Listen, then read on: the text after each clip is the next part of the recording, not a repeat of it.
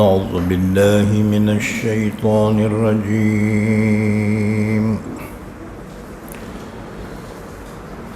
بسم الله الرحمن الرحيم.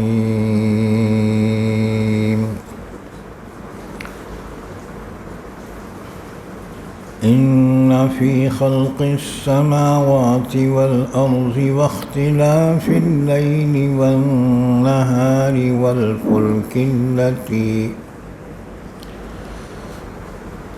والفلك التي تجري في البحر بما ينفع الناس وما أنزل الله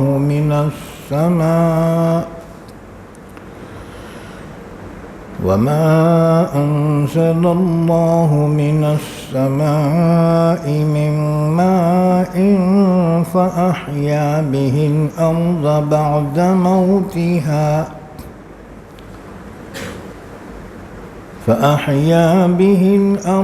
بعد موتها وبث فيها من كل دابة وتصريف الرياح والسحاب المسخر بين السماء والأرض لآيات لقوم يعقلون. ومن الناس من يتخذ من دون الله أندادا يحبونهم كحب الله والذين آمنوا أشد حبا لله ولو يرى الذين ظلموا إذ يرون العذاب أن القوة لله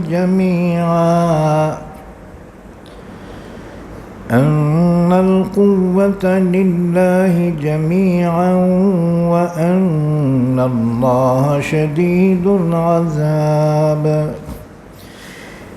إذ تبرأ الذين اتبعوا من الذين اتبعوا ورأوا العذاب وتقطعت بهم الأسباب.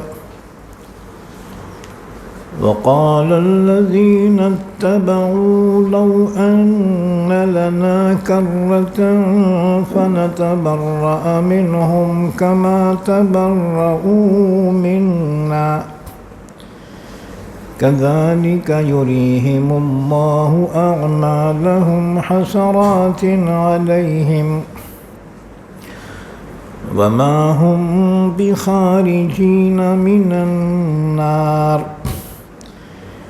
يا أيها الناس كلوا مما في الأرض حلالا طيبا ولا تتبعوا خطوات الشيطان إنه لكم عدو مبين. إنما يأمركم بالسوء والفحشاء وأن تقولوا على الله ما لا تعلمون. وإذا قيل لهم اتبعوا ما أنزل الله قالوا بل نتبع ما ألفينا عليه آباءنا أولو كان آباؤهم لا يعقلون شيئا ولا يهتدون. ومثل الذين كفروا كمثل الذي ينعق بما لا يسمع إلا دعاء ونداء صم بكم عمي فهم لا يعقلون. يا أيها الذين آمنوا كلوا من الطيبات يا أيها الذين آمنوا كلوا من طيبات ما رزقناكم واشكروا لله إن كنتم إياه تعبدون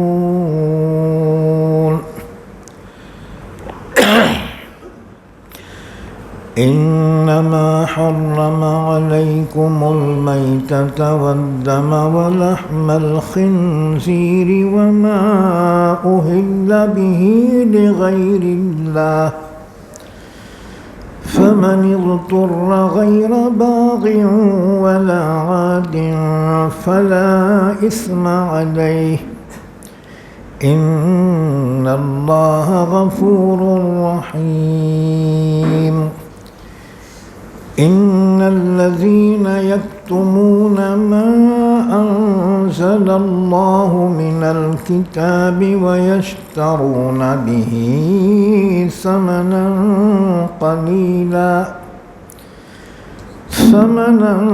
قليلا أولئك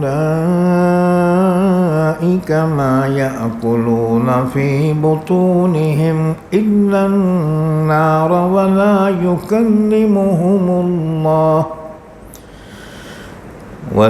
يكلمهم الله يوم القيامة ولا يزكيهم ولهم عذاب أليم أولئك الذين اشتروا الضلالة بالهدى والعذاب بالمغفرة فما أصبرهم على النار ذلك بأن الله نزل الكتاب بالحق وإن الذين اختلفوا في الكتاب لفي شقاق بعيد ليس البر أن تولوا وجوهكم قبل المشرق والمغرب ولكن البر من آمن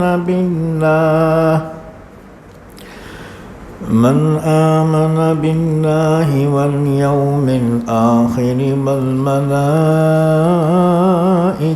والكتاب والنبيين وآتى المال على حبه ذوي القربى واليتامى والمساكين وابن السبيل والسائلين وفي الرقاب وأقام الصلاة وآتى الزكاة والموفون بعهدهم إذا عاهدوا والصابرين في البأساء والضراء وحين البأس أولئك الذين صدقوا وأولئك هم المتقون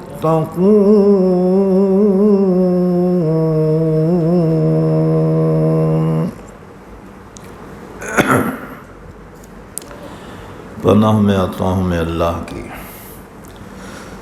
شیطان مردود سے شروع کرتا ہوں میں اللہ کے نام سے جو بڑا مہربان نہایت رحم کرنے والا ہے۔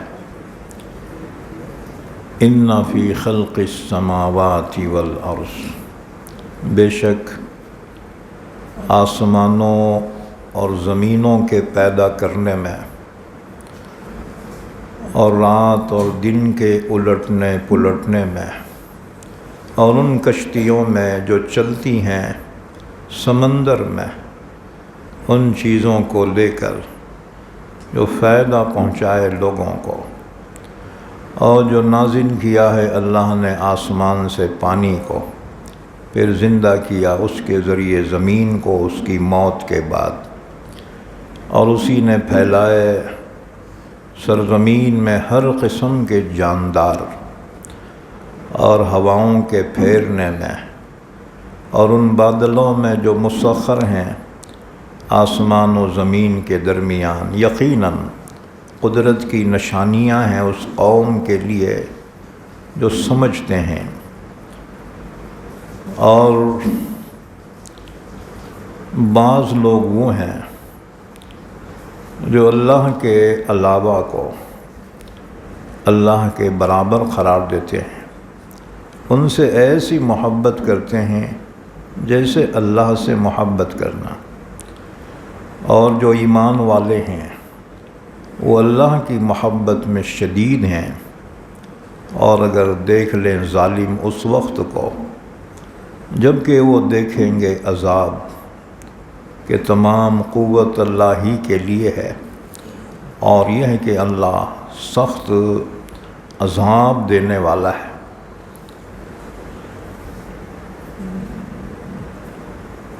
جب کہ بیزار ہو جائیں گے سردار متبعین سے، اور وہ سب دیکھ لیں گے عذاب کو، اور ٹوٹ جائیں گے ان کے آپس کے تعلقات، اور کہیں گے متبعین کاش کہ ہمیں دوبارہ لوٹ کر جانا پڑے تو ہم بھی ان سے ایسے ہی بیزار ہوں گے جیسے کہ وہ ہم سے بیزار ہوئے ہیں۔ اسی طرح سے اللہ دکھلائے گا ان کو ان کے اعمال حسرت کے طور پر، اور وہ لوگ جہنم سے نکلنے والے نہیں ہیں۔ اے لوگو، کھاؤ اس میں سے جو اللہ نے زمین میں پیدا کیا ہے، حلال پاکیزہ، اور شیطان کے نقش قدم پر نہ چلو، بے شک وہ تمہارا کھلا ہوا دشمن ہے۔ وہ تو تمہیں حکم دیتا ہے برائی کا اور بے حیائی کا، اور اس بات کا کہ تم اللہ پر ایسی بات کہو جو تم نہیں جانتے۔ اور جب ان سے کہا جاتا ہے اتباع کرو تم اس کی جو اللہ نے نازل کیا ہے، تو کہتے ہیں نہیں، بلکہ ہم تو اتباع کریں گے اسی کی جس پر پایا ہے ہم نے اپنے باپ داداؤں کو۔ کیا اگرچہ ان کے باپ دادا کچھ بھی عقل نہ رکھتے ہوں اور نہ وہ ہدایت پر ہوں، اور کافروں کی مثال اس شخص کی طرح ہے کہ جو چرواہا جانوروں کو چلا چلا کر پکار رہا ہو، جو کچھ نہیں سنتے سوائے بلانے کے اور پکارنے کے، بہرے ہیں، گونگے ہیں، اندھے ہیں، بس وہ عقل نہیں رکھتے۔ اے ایمان والو، کھاؤ پاکیزہ چیزوں میں سے جن کا رزق دیا ہم نے تم کو، اور اللہ کا شکر ادا کرو اگر تم خاص اسی کی عبادت کرتے ہو۔ اس نے تو بس حرام کیا ہے تم پر مردار جانور اور خون اور خنزیر کا گوشت، اور وہ جانور جو غیر اللہ کے نام پر پکارا گیا، پھر جو مجبور ہو جائے، بشرطے کہ بغاوت کرنے والا نہ ہو اور حد سے تجاوز کرنے والا نہ ہو، تو اس پر کوئی گناہ نہیں ہے۔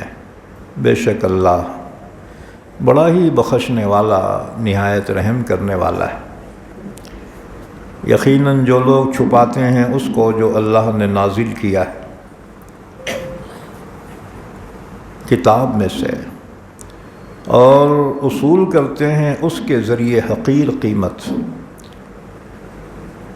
یہ وہ لوگ ہیں جو اپنے پیٹوں میں تو بس جہنم کی آگ بھر رہے ہیں، اور بات نہیں کرے گا ان سے اللہ قیامت کے دن، اور نہ انہیں پاک کرے گا، اور ان کے لیے دردناک عذاب ہے۔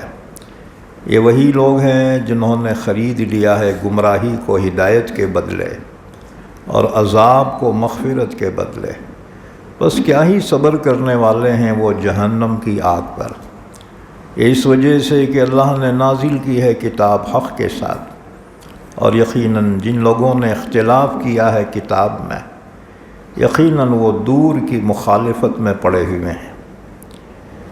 نیکی صرف یہی نہیں ہے کہ پھیر لو تم اپنے چہروں کو مشرق اور مغرب کی جانب، اور لیکن نیکی اس شخص کی ہے جو ایمان لائے اللہ پر اور آخرت کے دن پر اور فرشتوں پر اور کتابوں پر اور نبیوں پر، اور دے مال اس کی محبت پر،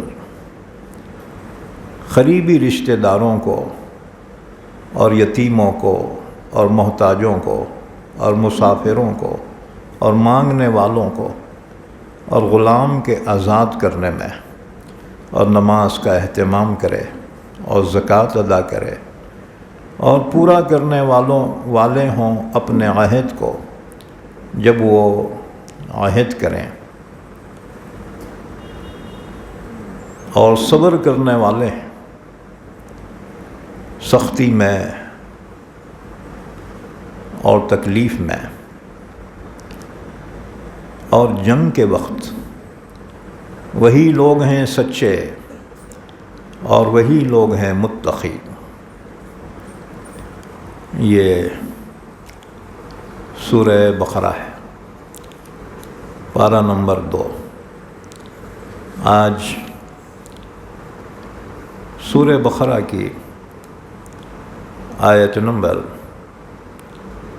164 سے لے کر آیت نمبر 177 تک پڑھی گئی ہیں۔ ان آیتوں کا ربط ان سے پہلی آیت سے یہ ہے، اس سے پہلی آیت میں اللہ کی توحید کا ذکر تھا، وَإِلَٰهُكُمْ إِلَٰهٌ وَاحِدٌ لَا إِلَٰهَ إِلَّا هُوَ الرَّحْمَٰنُ الرَّحِيمُ۔ جب یہ آیت شریفہ نازل ہوئی تو اس پر مشرکین نے تعجب سے کہا، کیا ایک اکیلا اللہ یہ سب کام کر سکتا ہے؟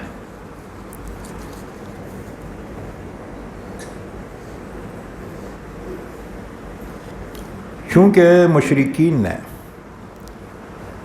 ہر کام کے لیے الگ الگ بت بنا رکھے تھے۔ کوئی تو بت تھا جو شادی میں برکت دینے کے واسطے، اور بعض بت وہ تھے جو تجارت میں برکت دینے والے، بعضوں کے بارے میں خیال تھا یہ بارش برسانے والے۔ تو ہر ایک کے لیے انہوں نے الگ الگ بت بنا رکھے تھے۔ تو اللہ تعالیٰ نے فرمایا، وَإِلَٰهُكُمْ إِلَٰهٌ وَاحِدٌ، تمہارا معبود تو ایک ہی معبود ہے، اس کے سوا کوئی معبود نہیں، وہ بڑا مہربان نہایت رحم کرنے والا ہے۔ تو انہوں نے اللہ کے وجود پر دلیل طلب کی، تو اللہ نے ان کے جواب میں یہ آیت شریفہ نازل فرمائی، اِنَّ فِي خَلْقِ السَّمَاوَاتِ وَالْأَرْضِ۔ اس میں اس بات کو بیان کیا گیا کہ اللہ تعالیٰ کا وجود تو ہے، کیونکہ سچے نبیوں نے خود اس کی تصدیق کی ہے، اور رہ گئی یہ بات کہ وہ تمہیں نظر نہیں آتا۔ اگر وہ تمہیں نظر نہ آئے اس لیے کہ تمہاری آنکھوں میں اتنی طاقت نہیں ہے کہ تم اللہ کو دیکھ سکو، ہاں اللہ کے وجود کی بڑی دلیل اس کی کائنات میں موجود ہے۔ کائنات کا ذرہ ذرہ اپنے خالق کے وجود پر گواہ ہے۔ چنانچہ یہاں آیت شریفہ میں 7 چیزیں ایسی بیان کی کہ اللہ کے سوا کوئی ان چیزوں کا نہ خالق ہے اور نہ ان میں تصرف کرنے والا ہے۔ تو اللہ کو پہچاننا ہے تو اللہ کی مخلوقات کے اندر غور فکر کرو۔ چنانچہ آیت شریفہ کی تفسیر سے پہلے ایک واقعہ سن لو۔ حضرت امام ابو حنیفہ رحمۃ اللہ علیہ کے زمانے میں ایک کمیونسٹ دہریہ اسلامی حکومت میں آیا بغداد میں، اور اس نے چیلنج دیا کہ میں اللہ کے وجود کو نہیں مانتا، لہٰذا مجھے یہ ثابت کر کے بتاؤ کہ اللہ موجود ہے۔ خلیفہ وقت نے اپنے خادم کو امام صاحب کے پاس بھیجا کہ آپ فوراً یہاں پر تشریف لائیے، کیونکہ ایک دہریہ اوپن چیلنج کر رہا ہے۔ وہ کہتا ہے اللہ کا کوئی وجود نہیں ہے، یہ کائنات خود بخود بنی ہے اور خود بخود چل رہی ہے، اس کا نہ کوئی خالق ہے نہ کوئی چلانے والا ہے۔ حضرت امام صاحب نے فرمایا اچھا تم چلو میں آ رہا ہوں۔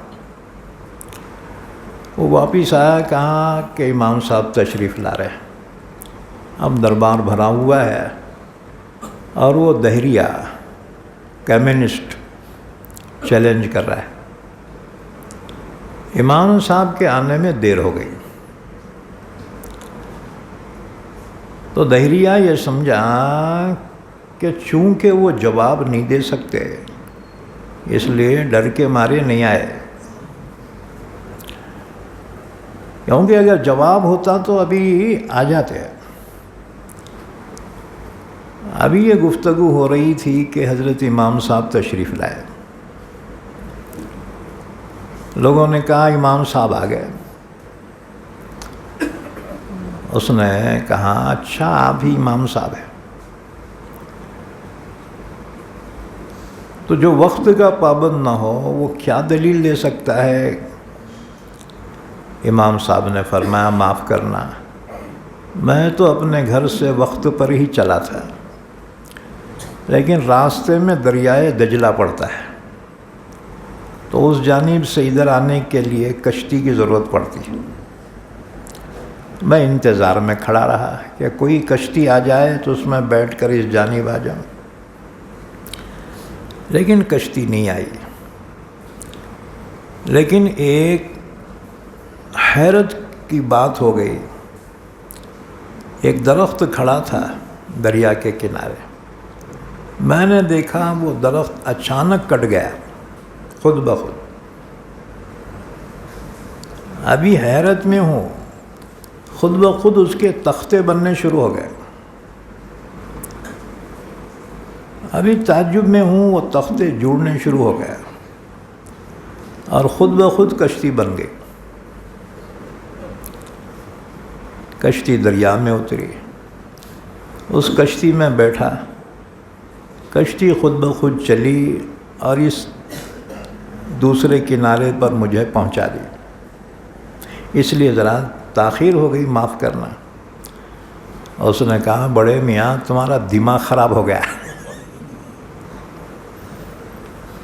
بھلا کشتی خود بخود کیسے بن سکتی ہے، اور خود بخود بغیر چلانے والے کے کیسے چل سکتی ہے؟ امام صاحب نے فرمایا میرا تو خراب نہیں ہوا بلکہ تیرا دماغ خراب ہو گیا۔ جب اتنی بات جانتا ہے، ایک معمولی کشتی بغیر بنانے والے کے نہیں بن سکتی اور بغیر چلانے والے کے نہیں چل سکتی، یہ سارا جہاں، آسمان و زمین اور یہ ساری کائنات، یہ بغیر بنانے والے کے کیسے بن سکتی ہے اور بغیر چلانے والے کے کیسے چل سکتی ہے؟ بے شک یہ کائنات کا ذرہ ذرہ اللہ کے وجود پر شاہد ہے۔ اب رہ گئی یہ بات، جب اللہ موجود ہے تو نظر کیوں نہیں آتا؟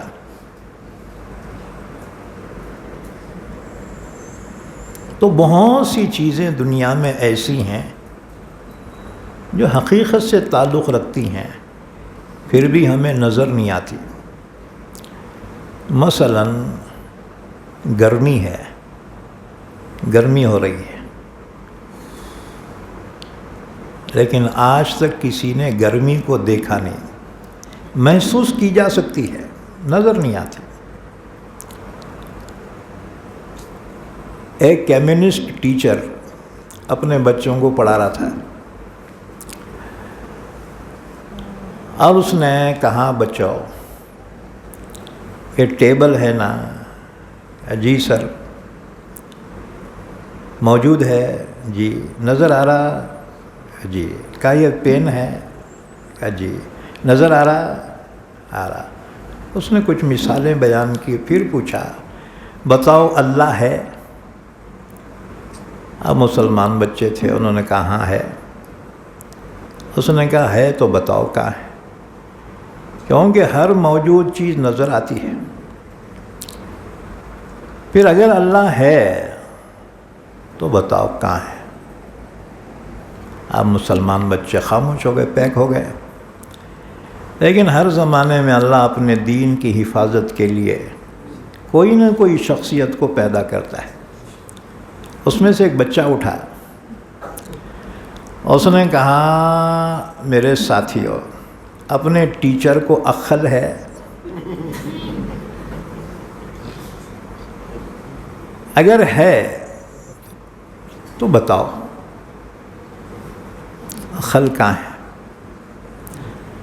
اور اگر تم کہو گے نہیں ہے تو ایسے بے عقلوں کی بات کا کوئی اعتبار نہیں۔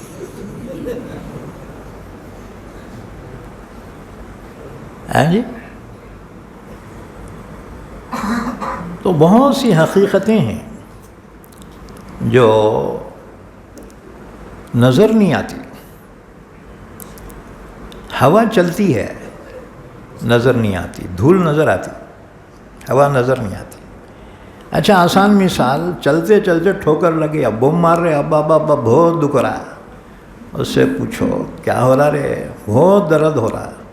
پوچھو درد کہاں ہے بتا، تو وہ زخم بتائے گا۔ ہاں جی؟ زخم بتائے گا، درد نہیں بتا سکتا۔ زخم نظر آتا ہے، درد نظر نہیں آتا، حالانکہ حقیقت ہے۔ گلاب کا پھول لیے کہ سونگے، آہا کیا خوشبو ہے بھائی، خوشبو کہاں ہے دیکھے؟ نظر آتی ہے خوشبو؟ نہ، پھول نظر آتا ہے، خوشبو نظر نہیں آتی۔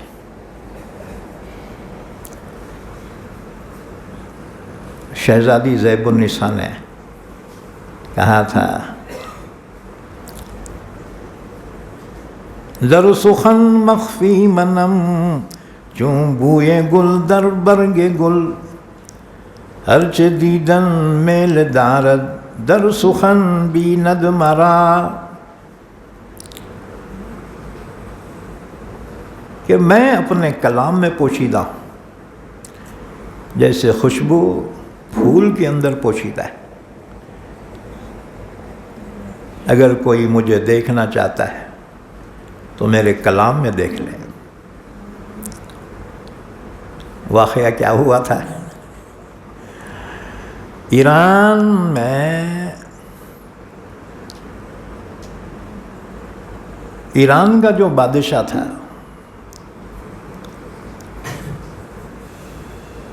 اس کے زبان سے ایک مصرع نکل گیا. مصرع بولتے ہیں شعر جو ہوتا ہے نا اس میں 2 مصرے رہتے ہیں. ہاں جی.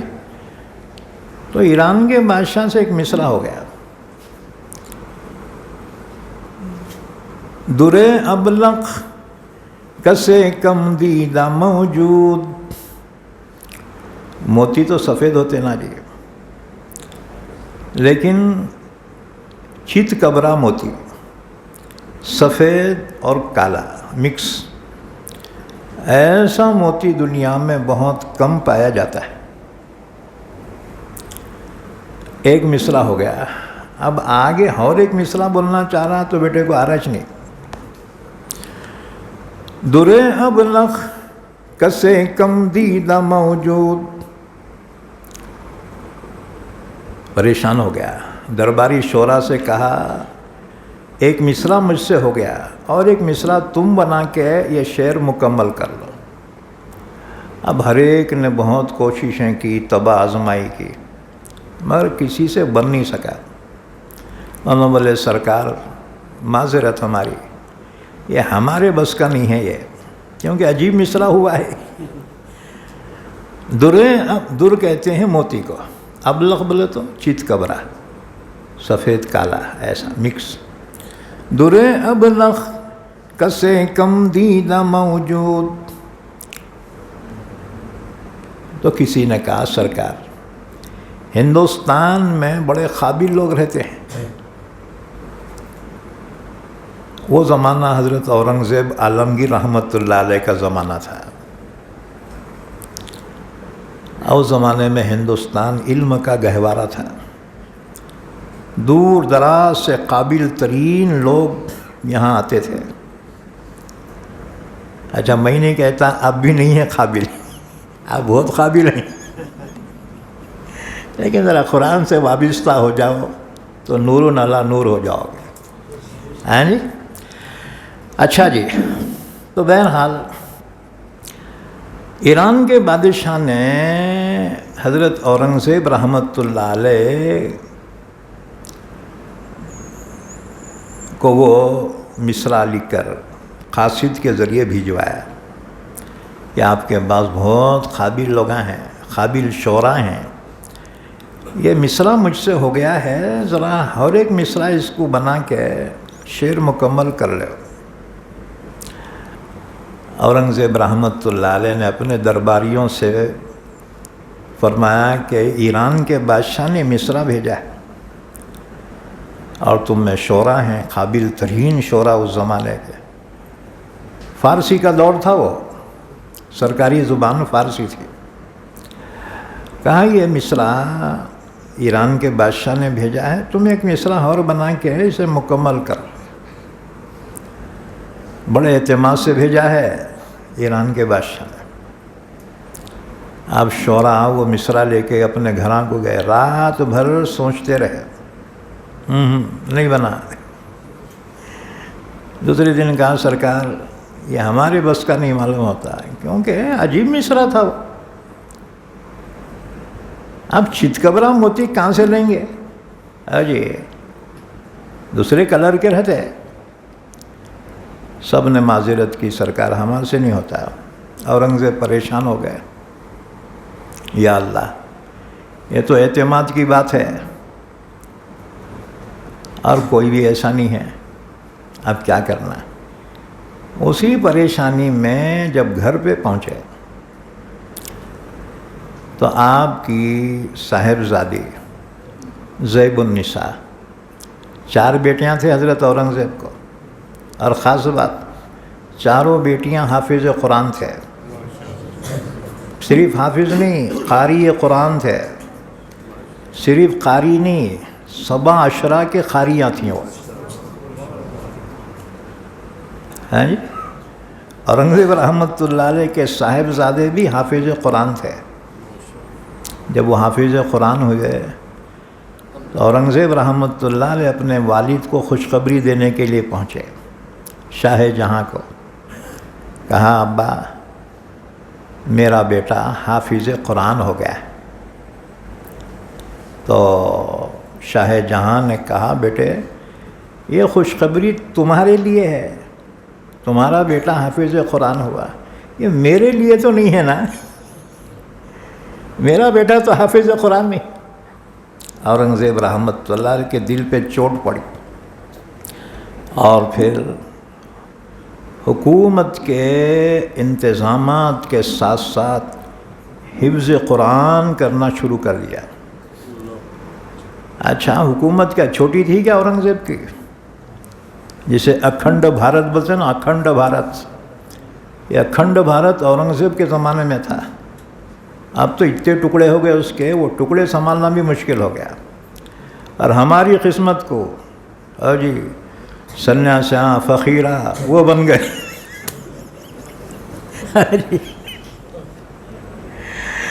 بہرحال تو اتنی بڑی حکومت تھی، حیدرآباد گولکنڈہ سے لے کر کابل تک، افغانستان کا کابل ہے نا، گولکنڈہ قلعہ حیدرآباد سے لے کر کابل تک حکومت تھی حضرت اورنگزیب رحمۃ اللہ علیہ۔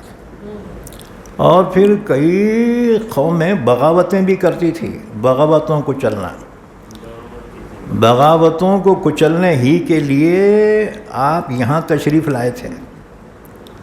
جی 25 سال یہاں گزارے اور یہیں پہ پویند خاک ہو گئے، یہیں پہ انتقال ہو گیا۔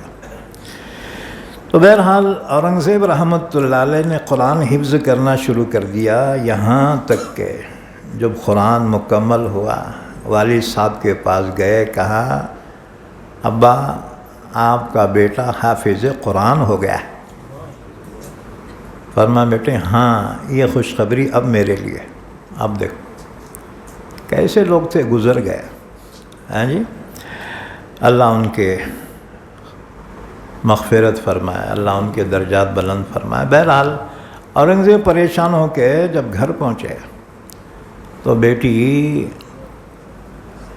شہزادی زیب النساء نے پوچھا بابا کیا بات ہے، بہت پریشان دکھ رہے۔ فرمایا بیٹی پریشان کیوں نہ ہوں، ایران کے بادشاہ نے ایک مصرع بھیجا ہے اور درباری شعراء میں سے کوئی بھی دوسرا مصرع بنا کر شعر مکمل نہیں کر سکا۔ اب میں کیا جواب دوں؟ شہزادی حافظ قرآن، قاری قرآن ہونے کے علاوہ بہترین شاعرہ بھی تھی، ان کا تخلص مخفی تھا، مخفی بولے تو چھپا ہوا، پوشیدہ، ہاں جی۔ تو بہرحال شہزادی نے کہا بابا آپ پریشان نہ کہو، میں کوشش کرتی ہوں۔ ٹھیک ہے۔ شہزادی صاحبہ نے بہت کوشش کی، بہت تک بندیاں کی، لیکن نہیں جمع ان کو۔ ایک مرتبہ آئینے کے سامنے اپنے آپ کو بناؤ سنگھار کر رہی تھی تو سرما جو تھا، سرما جب آنکھوں میں لگانے لگی، وہ اتفاقاً سرما تیز تھا۔ جب سرما آنکھوں میں لگائی ہے ایک دم آنسو آئے، اور وہ آنسو ٹپک رہے تھے، ایسا لگتا تھا چت قبرے موتی ہوں۔ اب رگے شاعری پھڑک گئی، فوراً دوسرا مصرع کہہ دیا۔ جب بابا آئے تو کہا بابا وہ ایک مصرع دوسرا بن گیا اور شعر مکمل ہو گیا۔ پوچھا بیٹی وہ کیا؟ در ابلق کسے کم دیدہ موجود ولے اشک بتان سرما آلود۔ محبوب کے آنکھوں سے سرما آلود جو آنسو ٹپکتے ہیں چت قبر موتی کی طرح، تو ہم نے یہ بہت دیکھے۔ ولے اشک بتان سرما آلود. اچھا میں کہتا ہوں ہمارے زمانے میں فارسی پڑھانے والے بھی مر گئے, فارسی سمجھنے والے بھی مر گئے. ہاں جی, بہت پہلے 40-50 سال پہلے جب فارسی کے اشعار پڑھتا تھا نا, جتنے بڈھے تھے اچھلتے تھے. واہ سبحان اللہ, سمجھتے تھے نا جی. اب فارسی تمہارے سر پہ سے چلے گئی ہوں گی اوپر سے. بہرحال شہزادی نے شعر مکمل کیا. درے ابلغ کسے کم دیدہ موجود ولے اشک بتان سرم آلود. چتکبرے موتی کسی نے بہت کم پایا ہوگا, لیکن محبوب کے آنکھوں سے جو سرما آلود اشک ٹپکتے ہیں وہ چتکبرے موتی ہم نے بہت دیکھے. شعر مکمل ہو گیا. اورنگزیب بہت خوش ہوا کہ ماشاءاللہ میری بچی بھی بڑی قابل ہے, جو ہندوستان کے شعراء نہیں کر سکے. شہزادی نے وہ مکمل کیا. بہرحال جب ایران بھیجا گیا وہ, تو ایران کے بادشاہ نے درباریوں کے سامنے جب پڑھ کے سنایا, درباری کہنے لگے واہ اتنا قابل شاعر ہندوستان میں. درباری شعراء نے کہا سرکار ہماری خواہش ہے کیا وہ قابل ترین شاعر کو اگر یہاں بلا لیے نا, ہم اس کا دیدار کرنا چاہتے ہیں. لو مصیبت. وہ قابل ترین شاعر کو بلا لو, ہم ذرا اس کا دیدار کرنا چاہتے ہیں, اسے دیکھنا چاہتے ہیں. آخر ہے کون وہ, کیسا ہے. اورنگزیب رحمۃ اللہ علیہ جب اطلاع ملی, ایران کے بادشاہ نے کہا وہ قابل ترین شاعر کو ہم دیکھنا چاہتے ہیں, ذرا بھیجا دو. اورنگزیب پھر پریشان ہو گئے. گھر آئے تو اور پریشان. شہزادی نے کہا ابا اب کیا ہوا؟ فرمایا بیٹی وہ شعر مکمل نہیں کرتی تو اچھا تھا, ایک مصیبت اور آ گئی. کہا بابا وہ کیا؟ کہا وہاں سے فرمائش آئی ہے کہ ہم شاعر کا دیدار کرنا چاہتے ہیں.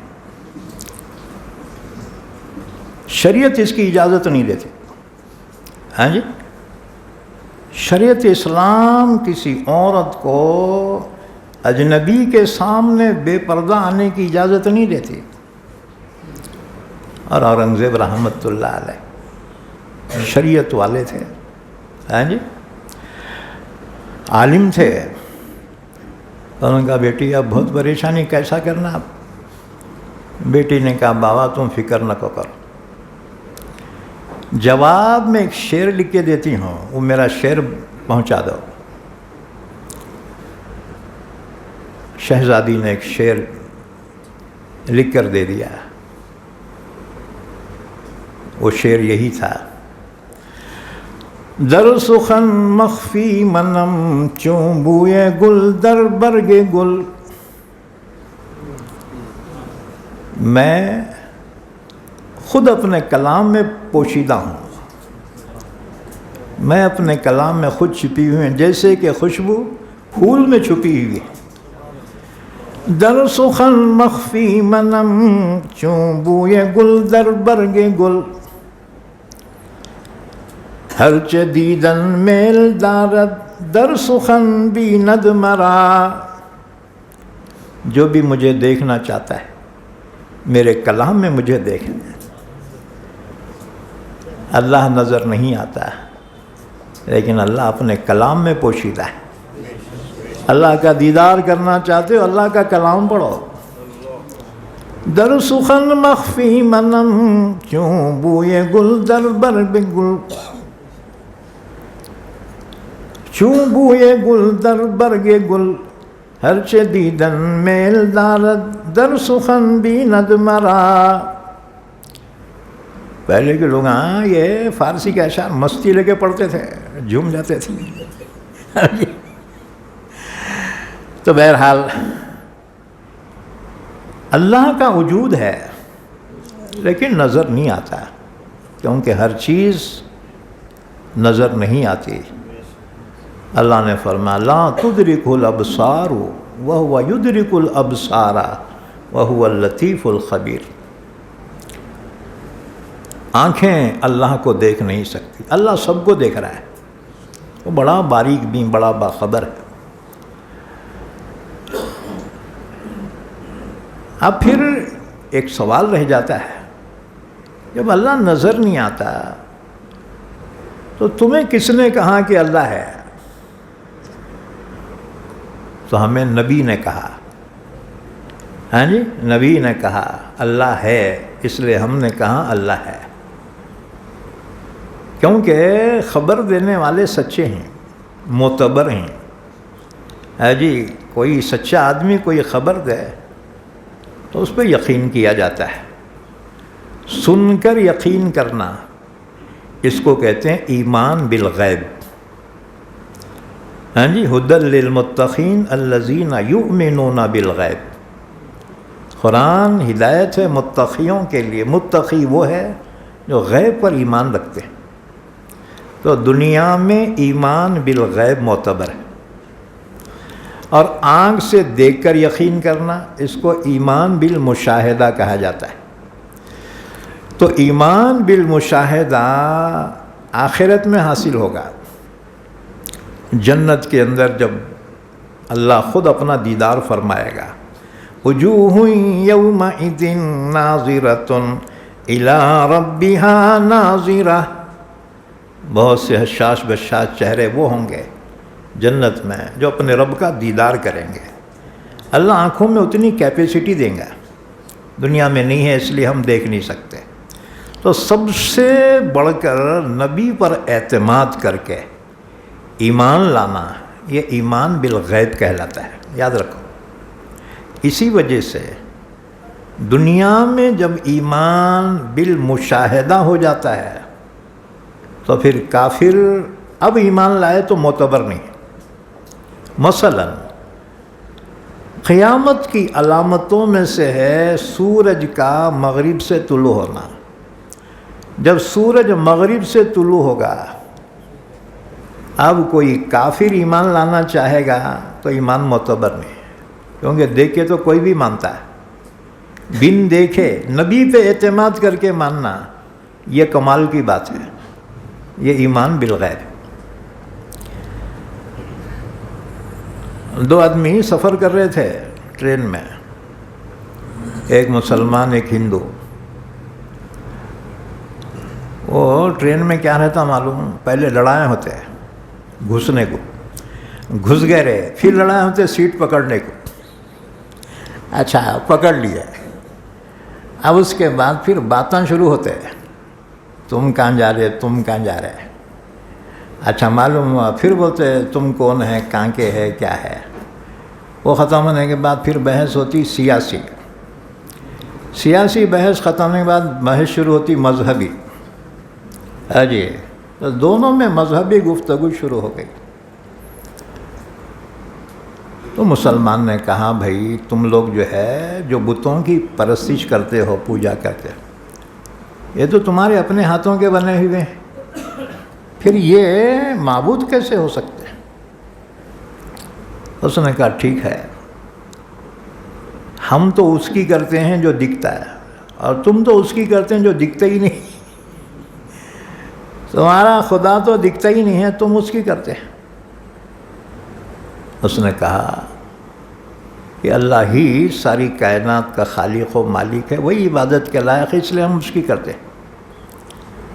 اچھا، اس نے کہا کہ تمہارے کو کس نے کہا کہ اللہ ہے؟ اس نے کہا نبی نے کہا جو بڑے سچے ہیں. اس نے کہا واہ، ایک شخص کی بات پر تم یقین کر کے یہ عقیدہ رکھتے ہو کہ اللہ موجود ہے، بھلا یہ بھی کوئی دلیل ہوئی؟ مسلمان نے کہا اچھا ایک بات میں پوچھتا ہوں تم سے کہ وہ کیا؟ اس نے پوچھا آپ کا شبھ نام کیا ہے، تمہارا نام کیا ہے؟ تو انہوں نے بولا فلاں میرا نام ہے۔ کہا اچھا، آپ کے پتا جی کا نام کیا ہے، بابا کا نام کیا ہے؟ انہوں نے بتایا فلاں ہے۔ مسلمان پوچھا وہ تمہارے پتا جی ہیں کیسا معلوم؟ تم دیکھے کیا؟ انہیں بولا ماتا جی بولے انہوں پتا جی ہیں تو میں بھی بولا انہوں پتا جی ہیں۔ مسلمان نے کہا جب ایک عورت کی بات پہ بھروسہ کر کے اس کو باپ مان لیے تو ہم نبی کی بات مان کے اللہ کو اللہ کیوں نہیں مان سکتے؟ ہیں جی؟ تو بہرحال اللہ تعالیٰ کے وجود پر دلیل یہ کائنات ہے، کائنات کا ذرہ ذرہ۔ اللہ تعالیٰ کی بعض ایسی صفات ہیں کہ جو کسی اور میں نہیں ہے، تو وہ 7 چیزیں یہاں آیت میں بیان کی۔ اِنَّ فِي خَلْقِ السَّمَاوَاتِ وَالْأَرْضِ، بے شک آسمانوں و زمینوں کے پیدا کرنے میں اللہ کی قدرت کی نشانی ہے۔ اللہ نے زمین پھیلائی پانی پر، پانی پہ کوئی چیز قرار نہیں پا سکتی۔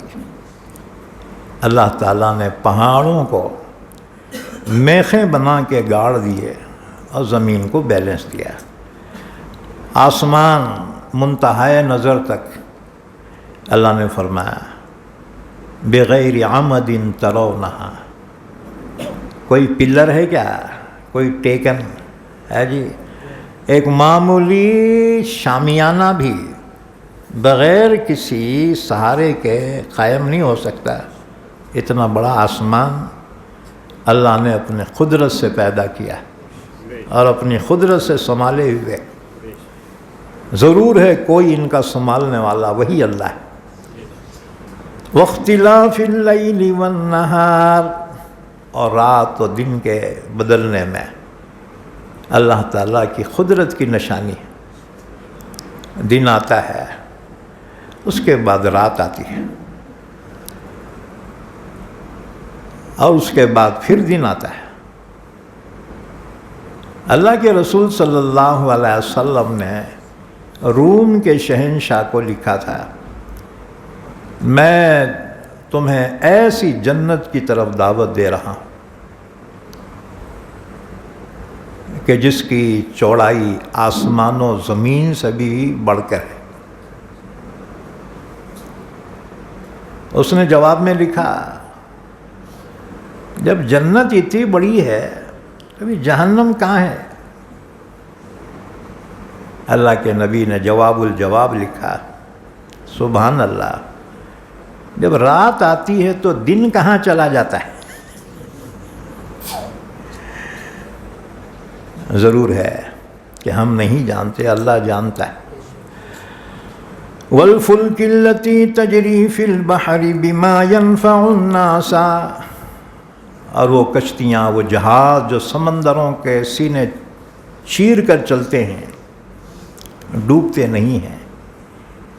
تم تجارت کرتے ہو، دنیا کی سب سے بڑی تجارت جو ہوتی ہے نا، وہ کارگو جہاز کے ذریعے ہوتی ہے، کیونکہ سمندروں میں روڑاں تو نہیں رہتے نا جی، اور ہوائی جہاز کتنا وزن اٹھائیں گے بیٹے وہ؟ ہاں جی بھائی، لاکھوں ٹنوں کا وزن وہ تو کارگو جہاز ہی اٹھا سکتے ہیں۔ تو سمندروں کے راستے سے دنیا کی سب سے بڑی تجارت ہوتی ہے۔ بما ينفع الناس، تم سامان لے کر جاتے ہو کشتیوں میں بیٹھ کر، جو سمندر کے اوپر چل رہے ہیں، کون چلا رہا ان کو؟ ڈوب رہے کیوں نہیں وہ؟ ہاں جی، ایک کنکر پانی میں ڈالے تو بولو تیرتا کیا ڈوبتا ہے؟ اگر کسی کا تیرا رہے بازو میں اس کی جو ہے درگاہ ہی بنا دیتے۔ ارے کیا ولی اللہ، کیا کرامت ہے جی، ان کا کنکر ڈوبا نہیں تیرا ہے۔ پانی کی صفت ڈبونا ہے. پھر یہ اتنے بڑے بڑے جہاز پانی پہ کیسے چلتے ہیں؟ کون چلاتا ہے ان کو؟ اللہ. اور جہازاں کتنے بڑے رہتے ہیں؟ یہ جو بحری بیڑا بولتے نا، بحری بیڑا، یہ ایک شہر کے جیسا رہتا ہو، اتنا بڑا.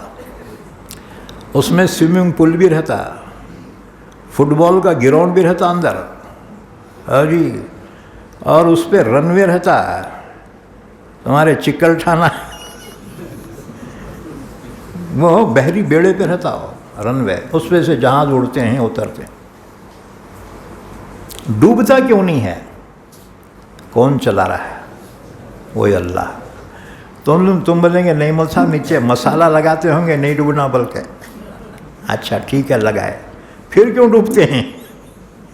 بھئی بسا اوقات حادثات ہوتے ہیں نا سمندر میں بھی، جہاز کے جہاز غرق ہو جاتے ہیں. کون ڈباتا ہے؟ اللہ. وہی اللہ ہے، ساری کائنات کا خالق، وہی معبود برحق. والفلک التی تجری فی البحر بما ینفع الناس، وہ کشتیاں. یہ فلک جو ہے عربی میں ایک کے واسطے بھی بولتے، کئیوں کے واسطے بھی ہوتے. یہ واحد بھی ہے، جمع بھی ہے. والفلک التی تجری فی البحر بما ینفع الناس، اور وہ کشتیاں جو چلتی ہیں سمندر میں لوگوں کی فائدے کی چیزوں کو لے کر. اس میں بھی اللہ کی قدرت کی نشانی ہے. وَمَا أَنزَلَ اللَّهُ مِنَ السَّمَاءِ مِن مَّاءٍ فَأَحْيَا بِهِ الْأَرْضَ بَعْدَ مَوْتِهَا، اور جو اللہ نے آسمان سے پانی نازل کیا، اس پانی کی وجہ سے مردہ زمین زندہ ہو گئی. کون ہے پانی کا برسانے والا؟ اللہ. جی تم بولیں گے نہیں مول صاحب وہ راڈار سے پانی برساتے ہیں. جی بہت پہلے ہمارے یہاں لاتور میں پانی نہیں تھا، تمہارے کو معلوم ہوگا، وہ ریل سے پانی لائے تھے. جی تو اس زمانے میں بہت پیسے ڈال کے گورنمنٹ کیا کری، راڈار منگائی، یعنی مصنوعی بارش برسانے کے واسطے. جی اسے مراٹھی میں بولتے کرتریم، مصنوعی بارش. وہ راڈار کیا کرتا، بادلوں میں جاتا اور بادلوں میں جا کے بادلوں سے پانی کو برساتا ہے. ایسا مارتا، جمے ہوئے جو بادل رہتے ہیں نا وہ پھٹ جاتے ہیں اور پانی برستا. تو راڈار منگائے. اور راڈار جو ہے چکرا مار کے واپس چلے گیا. ارے پیسے دیے تھے نا، ارے بھائی پانی برسانا تھا. انہوں نے بولا بادل رہے تو جو برسا سکتے ہیں، اب بادل نہیں ہے تو بم مار کے ہم برسا نہیں سکتے. اب دیکھو انسان بہرحال محتاج ہے اللہ کا، اللہ کسی کا محتاج نہیں. اللہ کے رسول جمعہ کے دن خطبہ دے رہے ہیں، ایک دیہاتی کھڑا ہوا کہنے لگا ہم ہلاک ہو گئے، برباد ہو گئے، تباہ ہو گئے. حضور نے پوچھا کیا ہوا؟ کہنے لگا جی بارشیں رک گئی ہیں، انسان جانور پیاس سے مر رہے ہیں، دعا کیجیے اللہ تعالیٰ سے اللہ رحمت کی بارش برسائے. اللہ کے رسول نے اسی وقت دعا کی بارش کی. صحابہ کہتے ہیں دور دور تک بارش کا نام و نشان نہیں تھا، لیکن پتہ نہیں کہاں سے بادل کے ٹکڑے آ گئے اور اتنا جم کے برسے ہیں، فل بارش. اگلا جمعہ آیا، وہ شخص پھر کھڑا ہوا، کہا ہم ہلاک ہو گئے، برباد ہو گئے. حضور میں آپ کیا ہوا؟ کہا جی اتنا پانی ہو گیا کہ پورے وادیاں جل تھل ہو گئی ہیں، رستے بند ہو گئے، بہت پریشان ہیں. تب اللہ کے رسول نے دعا کی اللہم حوالینا ولا علینا، اللہ اب ہمارے پہ بس اطراف میں جہاں ضرورت ہے وہاں برسا دے.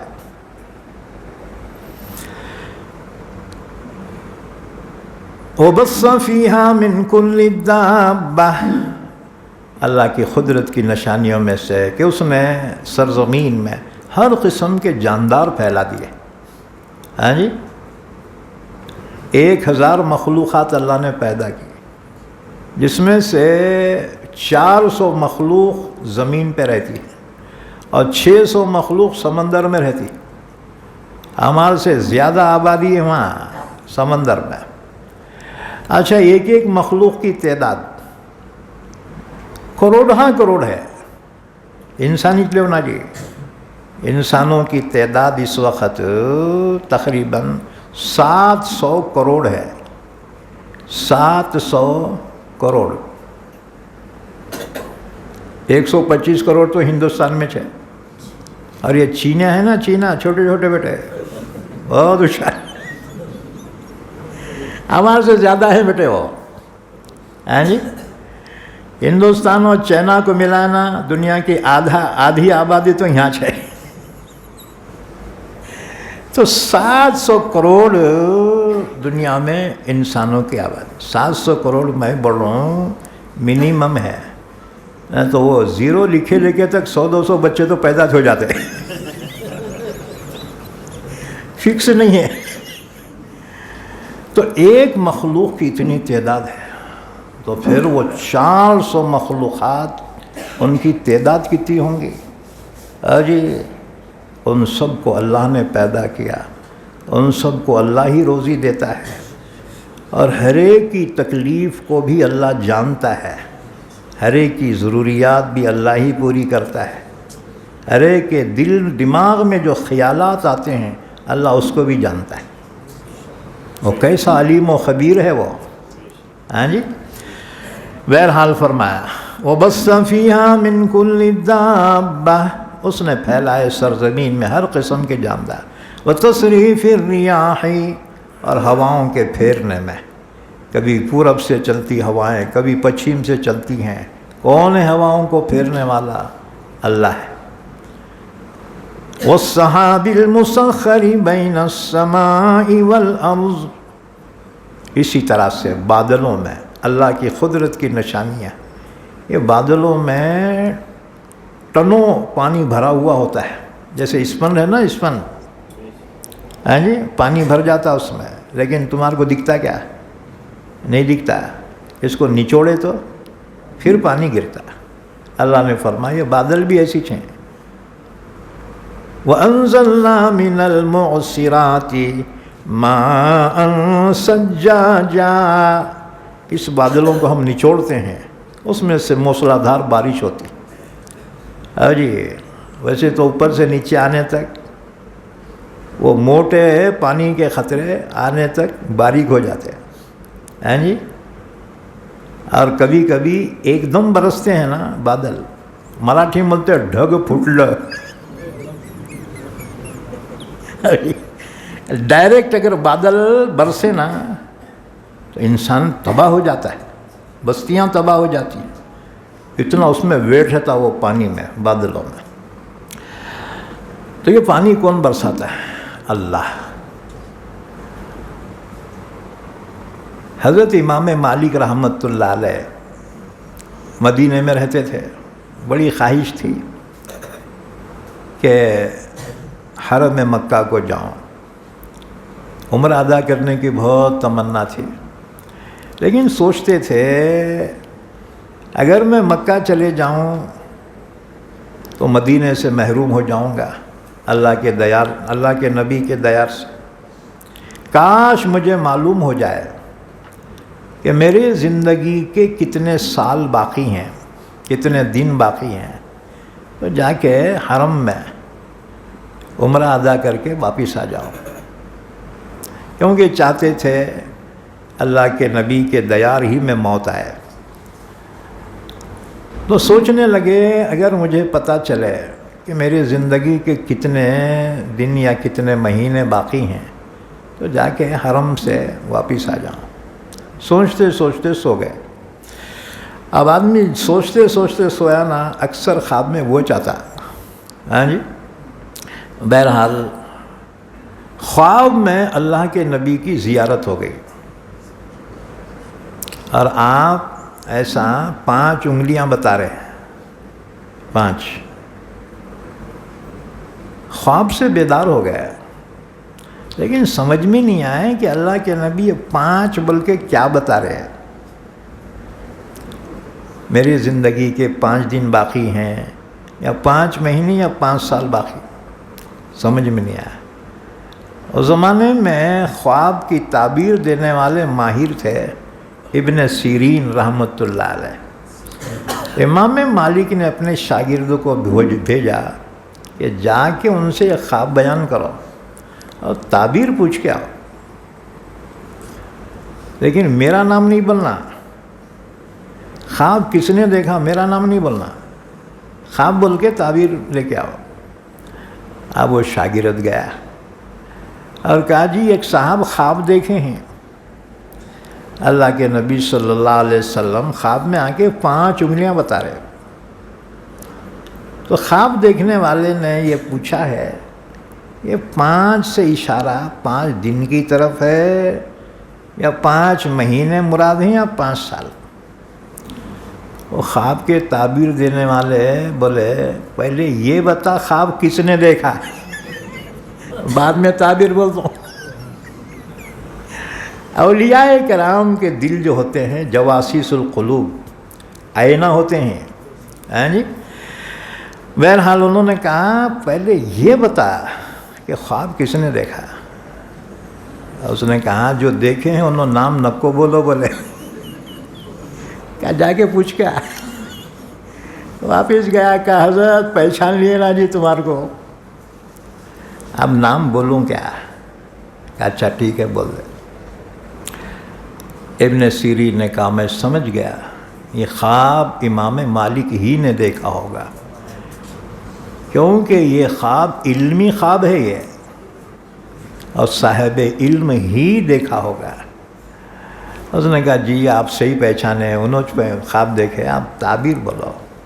انہوں بولے اللہ کے نبی نے جو 5 انگلیوں سے اشارہ کیا اس سے نہ 5 دن مراد ہیں نہ 5 مہینے نہ 5 سال، بلکہ اس سے مراد وہ 5 چیزیں ہیں جو اللہ نے قرآن میں بیان کی ہیں کہ ان 5 چیزوں کو اللہ کے سوا کوئی نہیں جانتا. وہ 5 چیزیں ان اللہ عنده علم الساعة وينزل الغيث ويعلم ما في الأرحام وما تدري نفس ماذا تكسب غدا وما تدري نفس بأي أرض تموت. نمبر 1، اللہ ہی کو علم ہے قیامت کب قائم ہوگی. جبریل امین نے حضور سے پوچھا تھا اخبرنی عن الساعہ، حضور نے فرمایا مل مسئول عنہا بعالم من السائل. اس بارے میں جیسے تیرے کو نہیں معلوم نہ میرے کو بھی نہیں معلوم. ان اللہ عنده علم الساعہ، قیامت کب قائم ہوگی اس کا علم صرف اللہ کو ہے. وَيُنَزِّلُ الْغَيْثَ، بارش کا علم بھی اللہ ہی کو ہے. اللہ ہی بارش برساتا ہے. کب ہوں گی، کتنی ہوں گی، رحمت ہوں گی یا زحمت ہوں گی، ہے جی اللہ کے سوا کوئی نہیں جانتا. اچھا تم بولیں گے یہ موسمیات والے بولتے نا جی اتنے دن رہیں گی اتنے دن، انہوں فکس نہیں بولتے. کبھی سنے ہوں گے انہوں کیا بولتے ہیں؟ ہاں جی ہوا مان یعنی ہوا مانا تھا انداز. اندازے کبھی اندازے سے جو ہے صحیح بھی ہو جاتا ہے، اور بیٹوں کے اندازے اکثر غلط ہی نکلتے ہیں.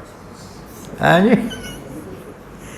تو فکس علم بارش کے بارے میں اللہ کے سوا کوئی نہیں جانتا.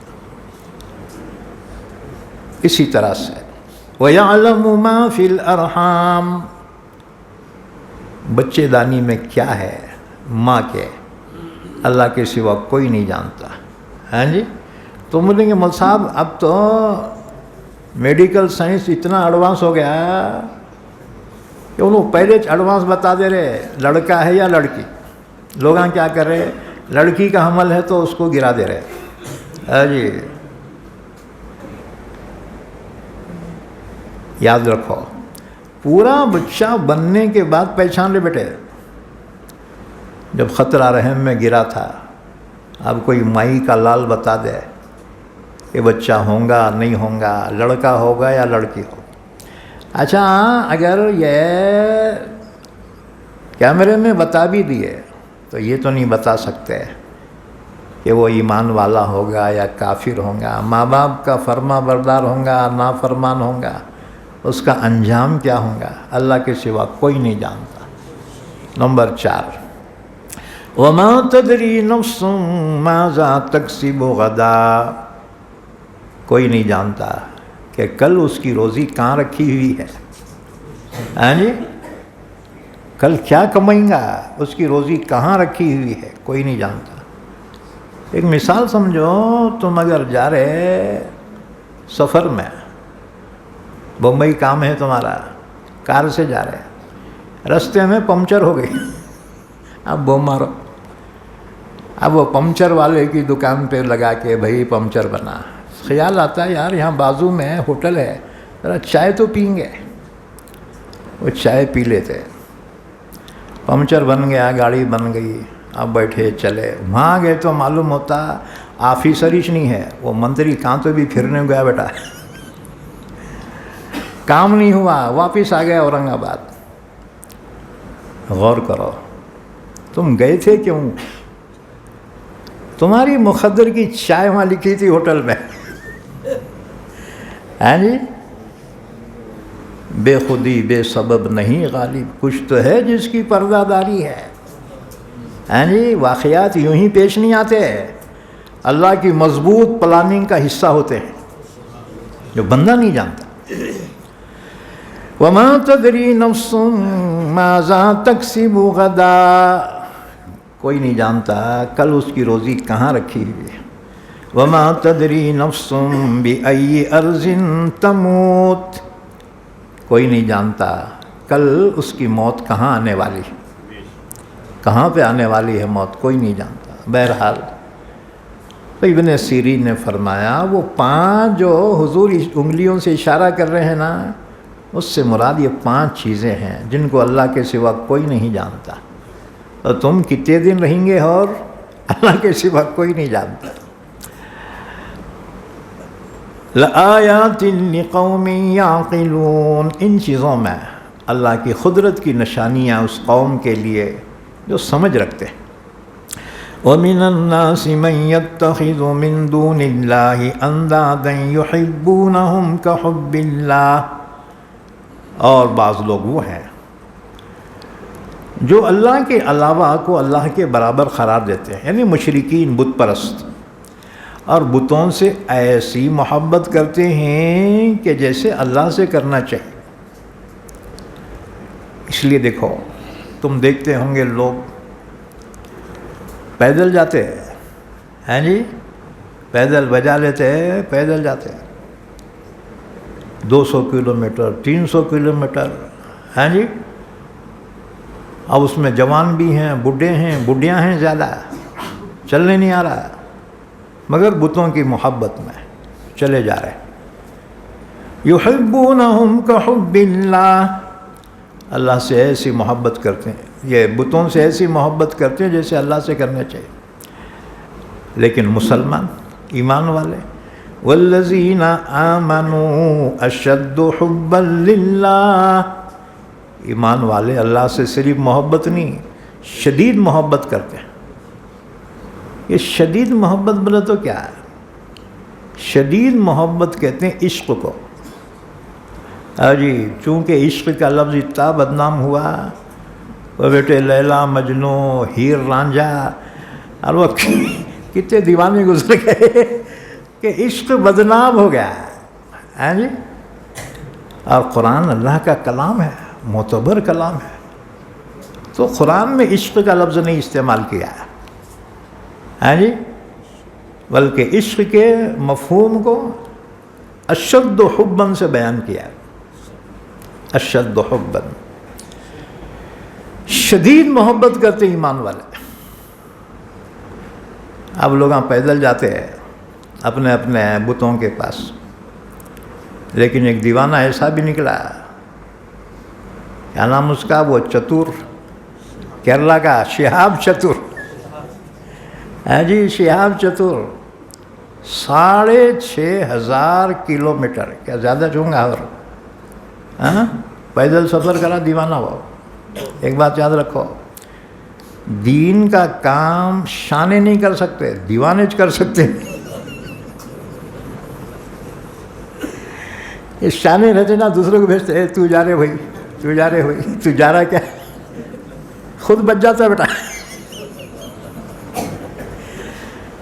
تو دین کے کام جو ہے نا، یہ ہوشیار اور شانے نہیں کر سکتے، ہاں جی، بلکہ یہ تو دیوانے کر سکتے ہیں۔ مراٹھی میں بولتے ہیں دھرم یوڑے، یہ دھرم یوڑے جو ہے نا، یہ دین کا کام کر سکتے ہیں، ہاں جی، ہاں۔ با خدا دیوانہ باش و با محمد ہوشیار، ہاں جی، اللہ کے عشق میں دیوانہ ہو جائے۔ اس لیے دیکھو اللہ کو ارے تورے بولتے نا، ارے اللہ، ہاں جی، کسی کو ارے بولے تو انہیں پاؤں میں سے نکال کے کھن کھن بجاتا ہے، بے ادب، گستاخ۔ لیکن بندہ جو ہے اللہ سے اتنی محبت کرتا ہے، دیوانہ ہو جاتا ہے، ہاں جی۔ اچھا، اور حضور کی شان میں با محمد ہوشیار، حضور کی عدالت میں آداب ملحوظ رکھو۔ اللہ نے قرآن میں کئی صورتیں نازل فرمائی جس میں آداب محمد کو بیان کیا گیا، ہاں جی، قرآن میں کئی صورتیں آگے آئیں گی۔ بہرحال تو فرمایا۔ اچھا، ایک روایت سن لو۔ سعید ابن جبیر رحمۃ اللہ علیہ فرماتے ہیں، کون نہیں، یہ تابعی ہیں، صحابہ کے شاگرد ہیں، قیامت کے دن اللہ تعالیٰ ان لوگوں کو جو بتوں کی محبت میں گھل گئے تھے اور اپنی جان کو اسی میں تباہ کر دیا تھا، اللہ حکم فرمائے گا اگر تمہیں ان کی سچی محبت ہے تو ان کے ساتھ تم بھی جہنم میں چل جاؤ، کیونکہ اللہ کافروں کو بعد میں ان کے بتوں کو پہلے ڈالیں گا جہنم میں۔ تم بولیں گے وہ پاپ بیچارے کیا کرے مول صاحب، وہ پھترے کیا کرے انہوں بیچارے، ان پہ بھروسہ تھا کافروں کا، انہوں ہمارے کو بچیں گے، تو پہلے وہ پھتروں کو ڈالیں گے، بعد میں کافروں کو، انہوں ڈھونڈیں گے ارے ہمارے وہ بتاں کہاں چلے گئے۔ جب جہنم میں پہنچیں گے ان سے پہلے جہنم میں انہوں جل رہے ہوں گے۔ وَاتَّقُوا النَّارَ الَّتِي وَقُودُهَا النَّاسُ وَالْحِجَارَةُ، وہ جہنم کی آگ سے بچو جس کا ایندھن انسان اور پتھر ہوں گے۔ پتھر بولے تو یہ پتھرے، ہاں جی، دنیا میں جن کے پرستش ہو رہی، کیوں؟ حسرت کے لیے کہ ان کی حسرت میں اور اضافہ۔ بہرحال اللہ فرمائے گا کافروں کو اگر تمہیں تمہارے بتوں سے سچی محبت ہے ان کے ساتھ جہنم میں چل جاؤ، وہ کہیں گے ہم نہیں جاتے، ہرگز نہیں جائیں گے۔ پھر اللہ تعالیٰ اپنے عاشقوں سے فرمائے گا، ایمان والوں سے، کہ تم میرے سے محبت کرتے تھے نا، جی میں حکم دیتا ہوں جاؤ جہنم میں چلے جاؤ۔ سنتے ہی دوڑیں گے،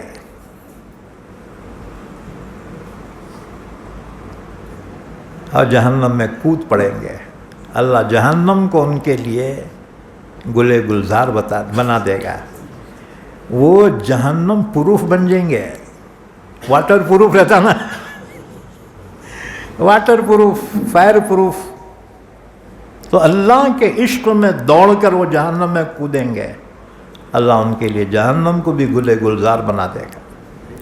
اس وقت ایک منادی پکار کر کہے گا، والذین آمنوا اشد حبا للہ، واقعتاً ایمان والے اپنے اللہ سے ٹوٹ کر شدید محبت کرتے ہیں۔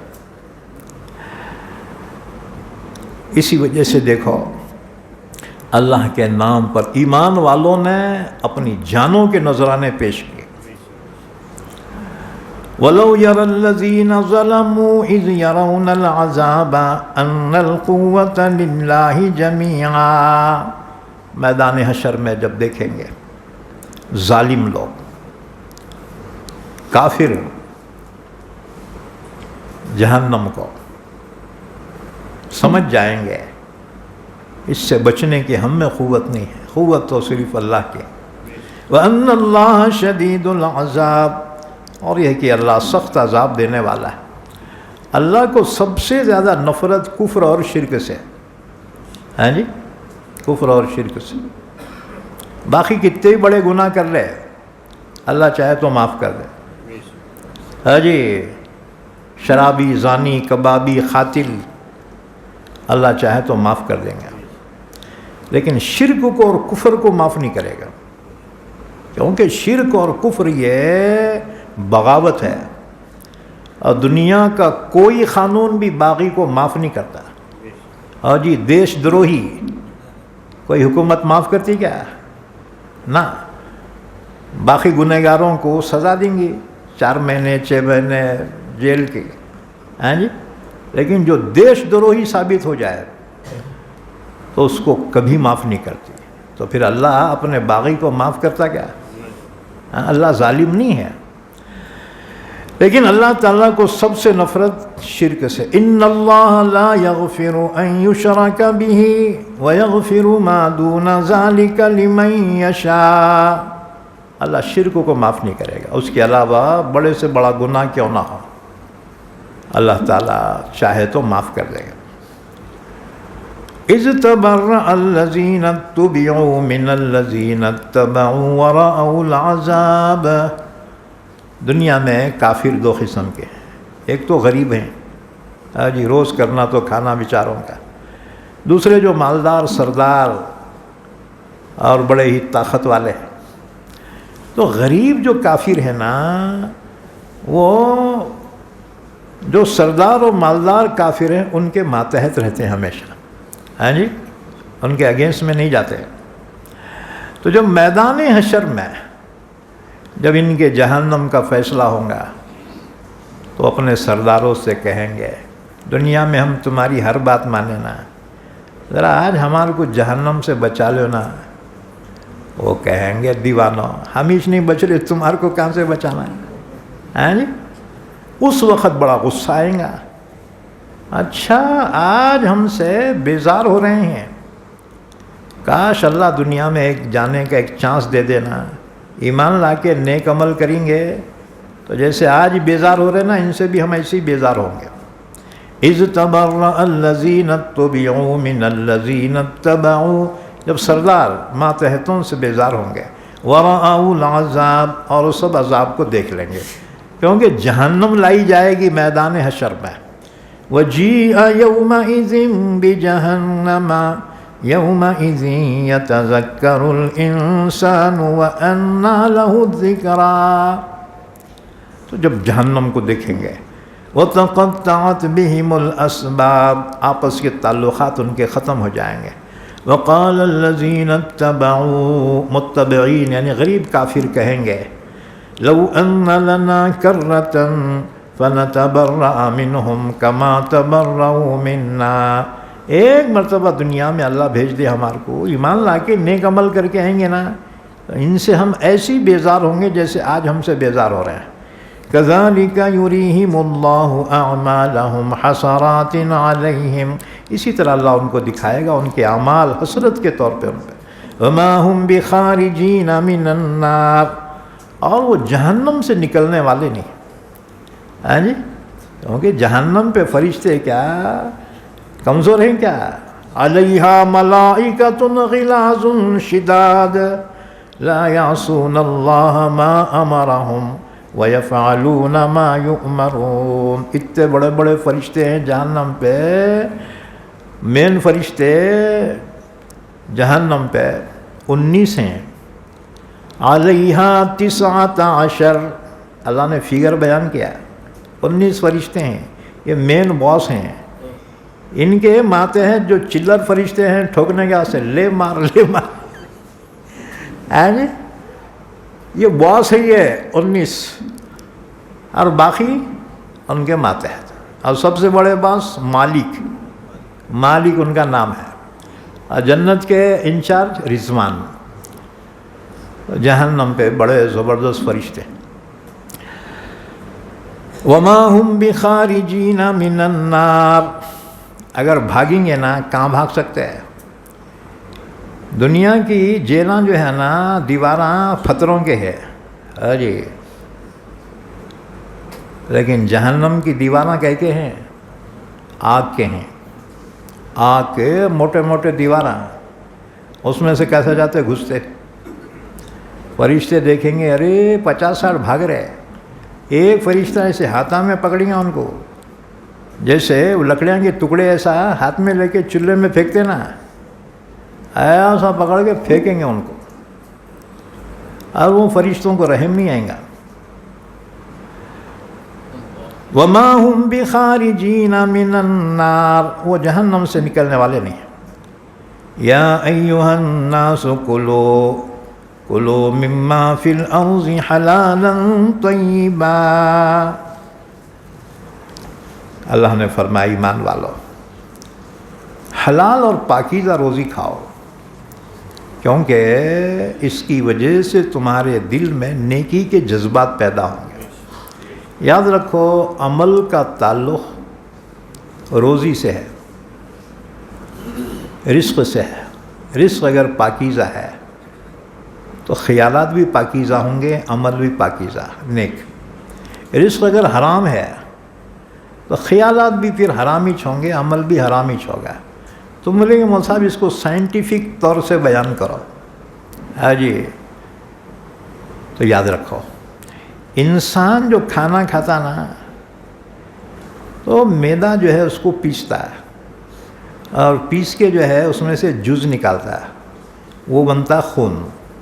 اور جو ویسٹیج رہتا نا نیچے پھینک دیتا ہے نیچے، اور وہ خون جو بنتا ہے وہ رگوں میں چلا جاتا ہے.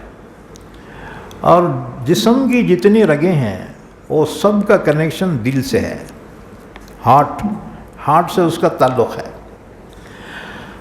اب جو ہے اگر رزق حلال ہے، پاک ہے، اس سے جو خون بنا وہ بھی پاک بنا. تم بولیں گے خون تو ناپاک رہتا نا مول صاحب، پاک کیسا ہوا؟ جب تک پیک ہے پاک ہے، جب لکھ ہو گیا اب ناپاک ہو گیا. او دم مسفوحا، اس کی دلیل قرآن سے، بہنے والا خون ناپاک ہے. میں تو اندر کتنا مٹری لے کے نمازاں پڑھ رہی،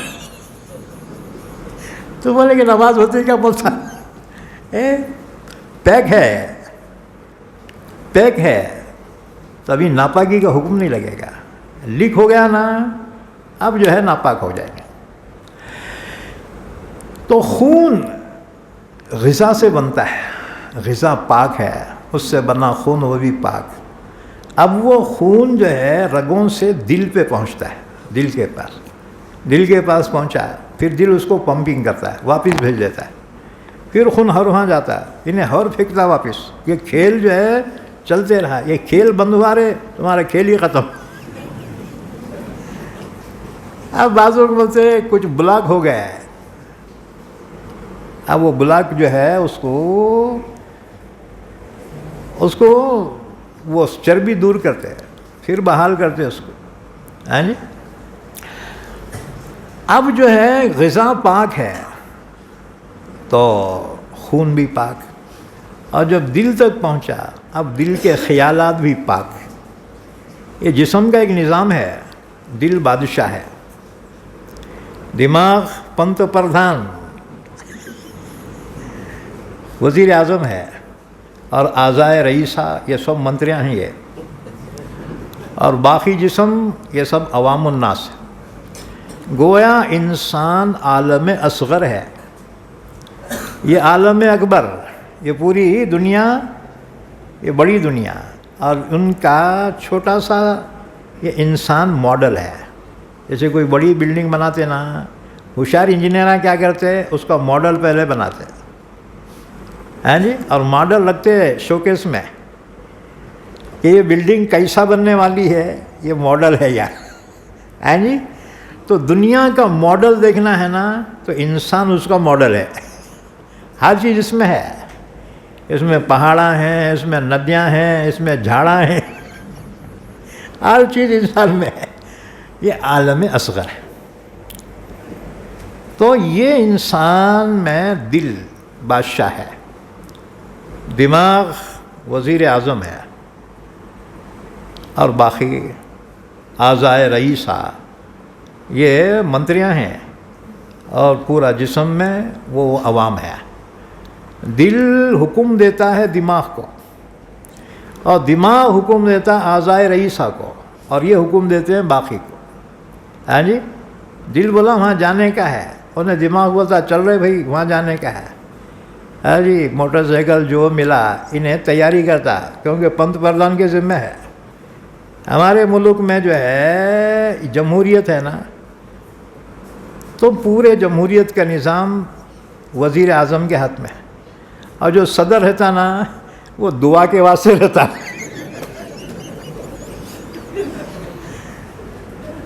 چلو یہاں ادگھاٹن کرو، وہاں جو ہے وہ ریبن کاٹو، یہاں دعا کرو۔ یعنی پاور ہمارے ملک میں وزیر اعظم کو ہے، ایسی دماغ ہے یہ، یعنی انہیں یاد دلاتا، اب بیٹھے بیٹھے یاد دلاتا تیرے کو بھوک لگ رہی ہوں گی، برابر لگتی۔ ہاں جی، انہیں اگر یاد نہیں دلایا نا بھوک لگتی نا پیاس۔ جو کوما میں رہتے نا، کوما میں مریض ہیں، ہاں جی، ایک مہینہ نہ کھاتے ہیں نہ پیتے ہیں نہ خیال آتا ہے، کیونکہ دماغ ہی کام نہیں کر رہا ان کا۔ وہ تو زندہ رہنا بلکہ ڈاکٹر ان کو انجیکشنہ دیتے رہتے بیٹوں کو۔ تو دماغ ہے۔ تو اگر غذا پاک، خون پاک دل تک پہنچا، وہ دل کے خیال پاک، وہ دماغ میں پہنچے، دماغ کے خیالات پاک، اور اس کے بعد پھر یہ اعضائے رئیسہ جو ہے وہ نیک عمل کرتے ہیں، ان کا عمل بھی پاک۔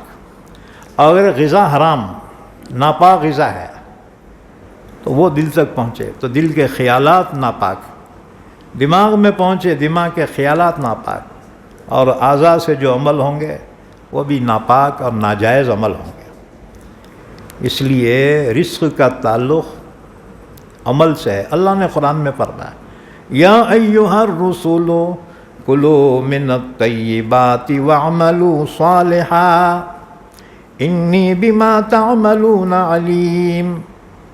اللہ نے فرمایا او پیغمبرو، حلال اور پاکیزہ روزی کھاؤ اور نیک عمل کرو۔ یہ کنیکشن ہے، ہاں جی، نیک عمل کا تعلق حلال روزی سے ہے۔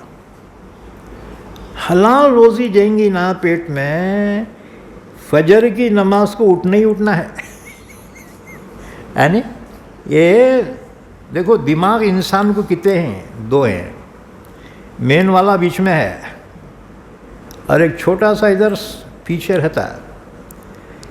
یہ مین دماغ سو جاتا ہے، تم سو گئے نا انہیں بھی سوتا ہے، کچھ یاد نہیں رہتا ہے، لیکن یہ چھوٹا رہتا نا، یہ چلر، انہیں جاگتے رہتا پوری رات۔ ذرا بھی دروازے پہ دھڑ ہوا نا انہیں فوراً اٹھاتا، ایک دم اٹھ جاتا۔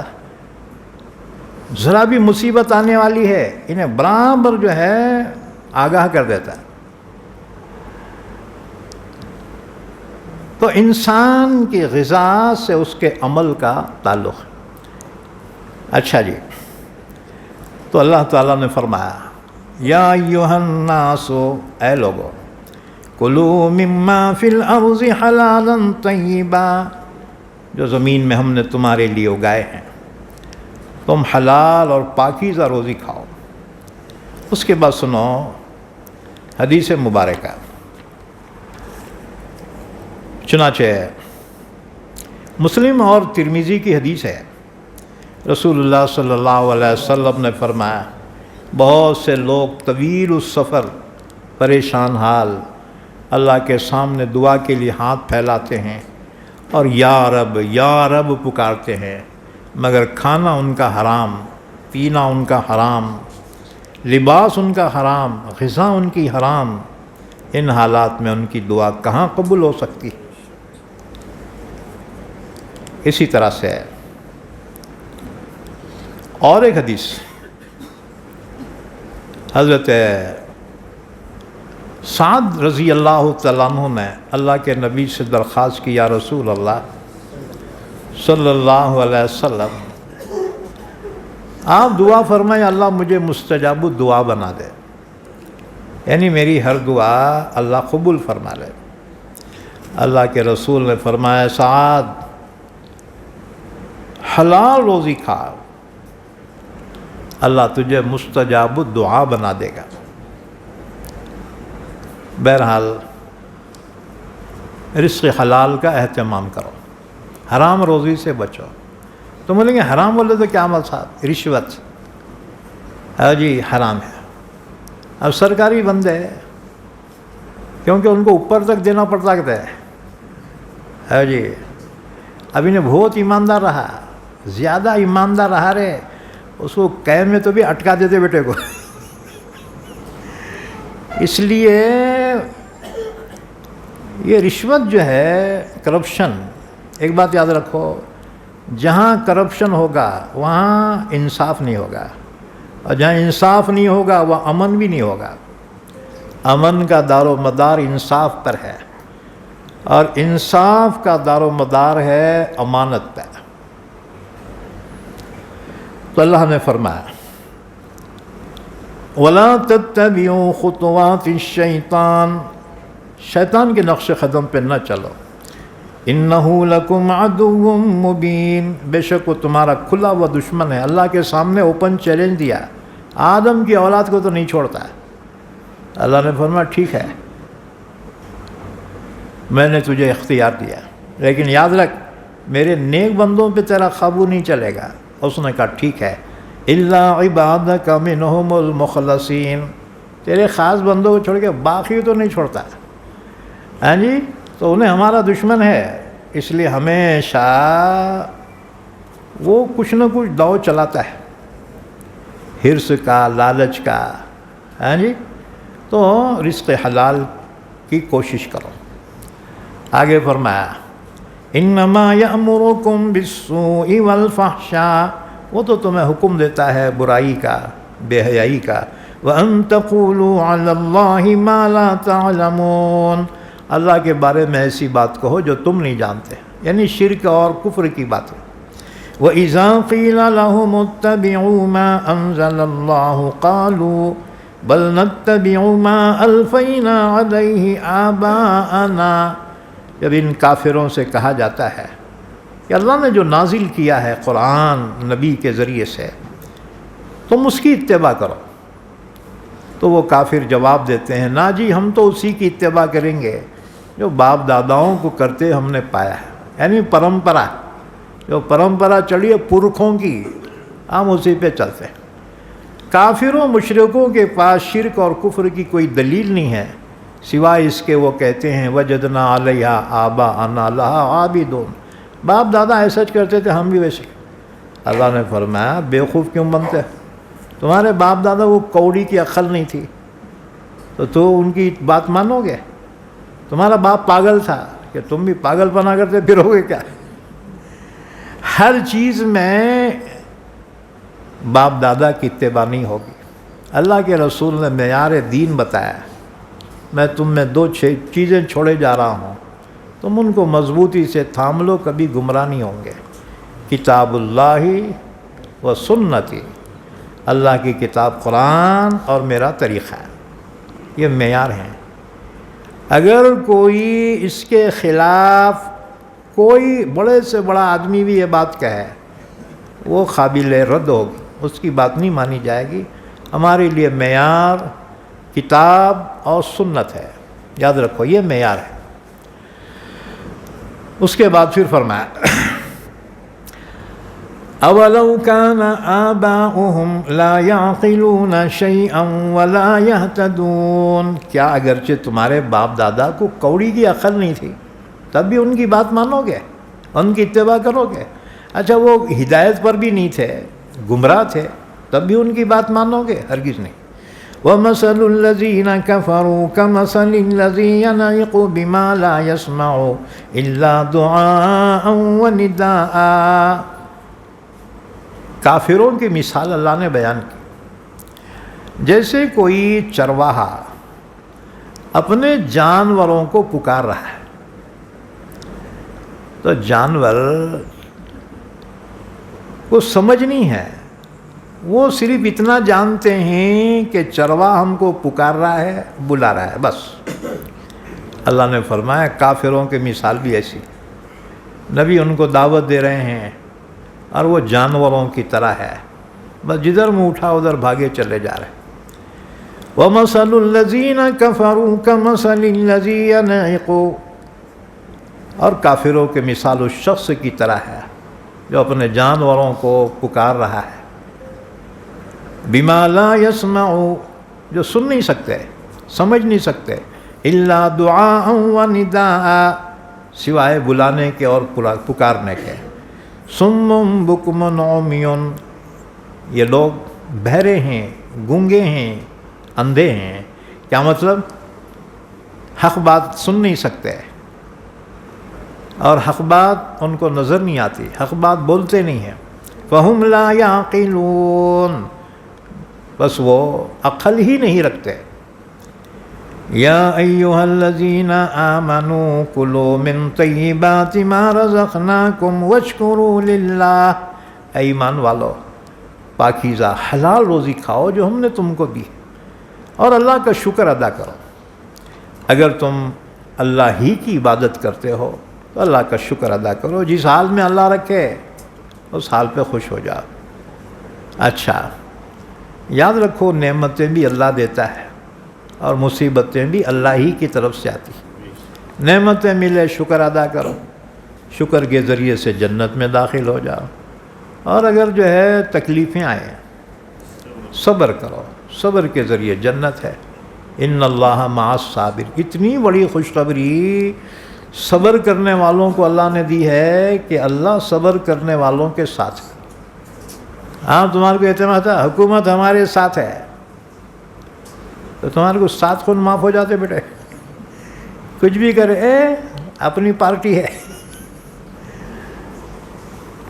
تو اللہ جس کے ساتھ ہو اس کے اعتماد کا کیا کہنا ہے جی؟ اس لیے ایمان والو صبر کرو۔ فی زمانہ جو حالات ہیں نا، 2 کامہ کرو، ایک محنت کرو، عیدی نکو بناؤ، وہاں کھا رہے وہاں سو رہے، ہر اٹھ رہے ہر کھا رہے ہر سو رہے، پھر بڑے مساق وہ نیند ہی نہیں آ رہی جی، ہاں ابے محنت کرا تو نیند آتی بیٹا، اتنی آئیڈیا ہو گئے پوچھو مت، کامج نہیں کر رہے ہے نا۔ اور کوئی تو باپ کما کے فل رکھا، آپ پوٹے اڑا دے رہے اس کو، ہمارا کیا ہے، ہمارا باپ بہت کما کے رکھا۔ محنت کرو، دنیا میں کامیابی کی کنجی محنت ہے جی۔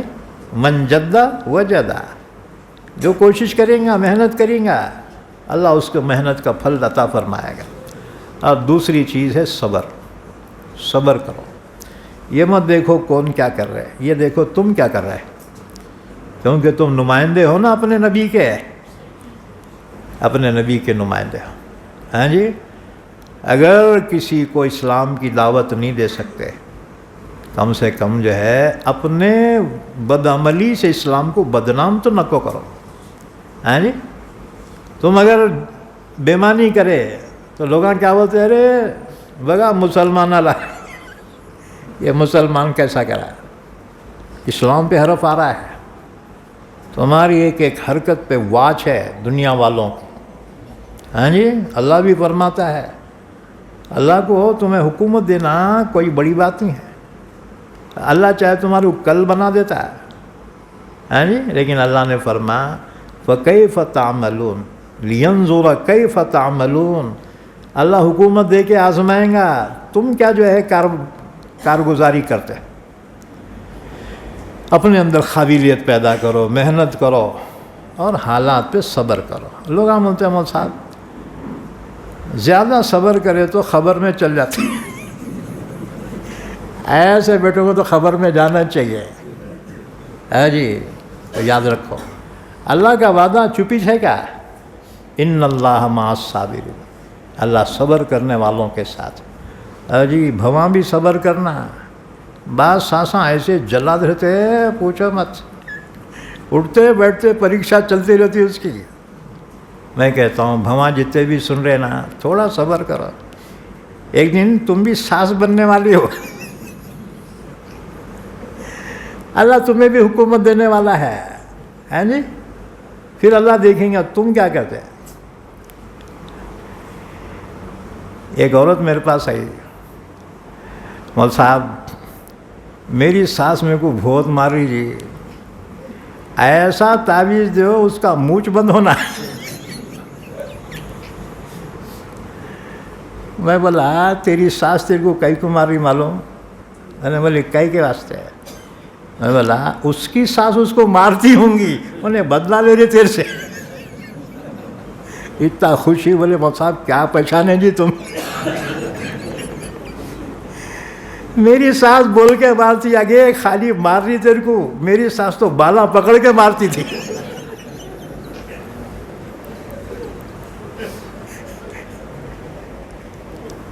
اللہ تمہیں بھی حکومت دیں گا، پھر دیکھیں گا تم کیا کارگزاری کرتے.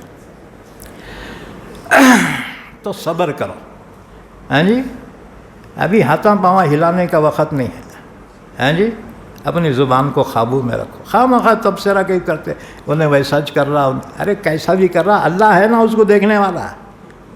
ہاں تو کون داروغہ بن کے پھر رہا؟ اللہ ہے نا. انما علینا البلاغ وعلینا الحساب. انما علیک البلاغ وعلینا الحساب. اللہ نے اپنے نبی کو تسلی دی، آپ کا کام پہنچانا سدھارنا ہے، باقی ہم دیکھ لیں گے نا. ہاں جی فصلی لربک وانحر ان شانئک ھو الابتر. آپ کا کام ہے نماز کا اہتمام کرو، قربانی دے دو. رہ گیا آپ کا دشمن، اس کی تو واٹ لگانا ہمارے ذمہ ہے. ان شانئک ھو الابتر. ایک بات یاد رکھو، لوگ سمجھتے ہیں صبر بزدلی ہے. نہ صبر بزدلی ہوتا. اللہ اتنا بڑا انعام کیسے رکھتا؟ ان اللہ مع الصابرین. ہیں جی ہاں یا ایھا الذین آمنوا کلوا من طیبات ما رزقناکم. ایمان والو ہم نے جو تم کو رزق دیا ہے پاکیزہ حلال روزی کھاؤ. واشکروا للہ، اللہ کا شکر ادا کرو.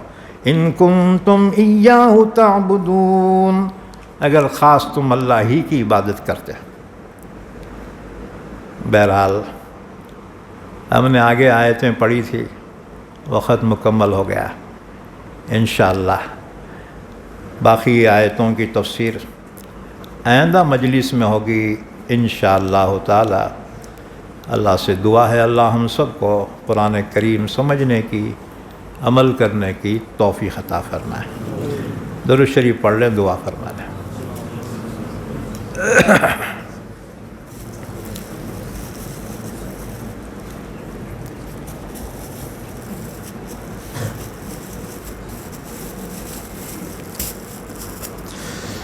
اللہم صلی علی محمد وعلی آل محمد بارک وسلم.